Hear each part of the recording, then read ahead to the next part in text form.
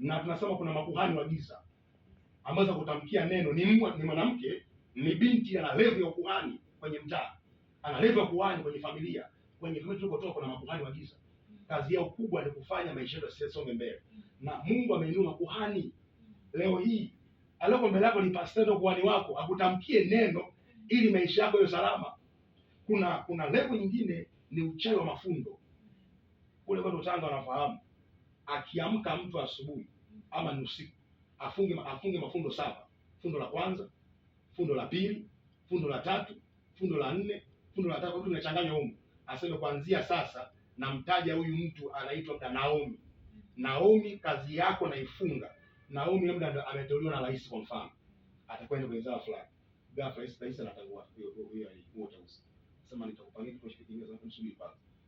Aishateuliwa. Sasa ili kwa jamani, sema atasubiri hekima za rais. Sio ni hivi, rais Mungu alifungua moyo wake amteue mtu kwa muda huo, lakini Naomi kapigwa, na Naomi hana imani kwa Mungu. Kwa ni hivi, watu ambao hao katika misingi ya kimungu wanateseka sana.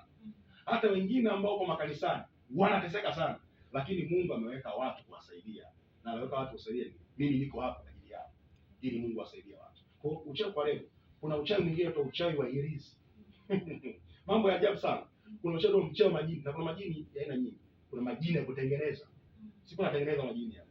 Nikisema nasema jini mwenye najua. Nikimuuliza ilikuwa kwaje? Nimeingia chooni, ningesema kizunguzungu najua, okay? Hii ni aina fulani. Nimefanya kateleza. Kuna ngamba mmoja, sasa kumtaja jina sababu tunafanya huduma. Yeye anafanya kazi sekta nyeti hapa Tanzania. Lakini huyo mzee aliingia chooni. Anaingia washroom akazimia chooni mara ya kwanza. Na historia inasema kwamba ndani ya miaka 20 aliacha cheo. Sasa akatamani mpaka andike barua, aache nini? Aache kazi kwa sababu umri unakwenda. Sasa akaanza mke wake ambaye alikuwa kwenye mkutano, akaambia twende kwa mtumishi fulani, nimemuona. Yuko wapi? Yuko Temboni kuingia Salanga. Kanisa la GSCC. So akaambia mimi nimeshatoka watumishi bwana. Nataka watumishi wengi. Na ameenda amefanyiwa, hakuna kinachofanikiwa. Kama hivyo wanasema wanapewa pale vitu vya usaidizi, vitu kama hivyo. Ni hivi. Au nataka hata kuzungumza, ndio tunaongea katika masuala ya imani. Lakini issue ya muhimu ninafupisha. Niliomba naye yule baba. Mambo aliyoyakuta kwenye ofisi yake anafanyia kazi. Ananiambia pastor, ni mchawi.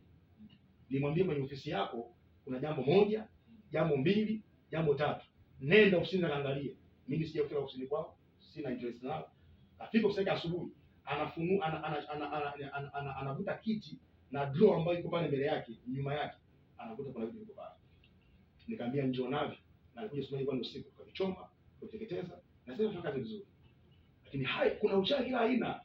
Kuna uchawi kila aina. Kwa watu watakuwa wafahamu kwamba lazima umwamini Kristo kama Bwana Mwokozi katika maisha yako, na tegemeo kwake, kwamba katika yeye sina tegemeo jingine. Kuna watu wanasali leo stela kanisani na wanaelizwa kwa nazo. Kuna watu wanasali kanisani, na niseme mbaya zaidi, mpaka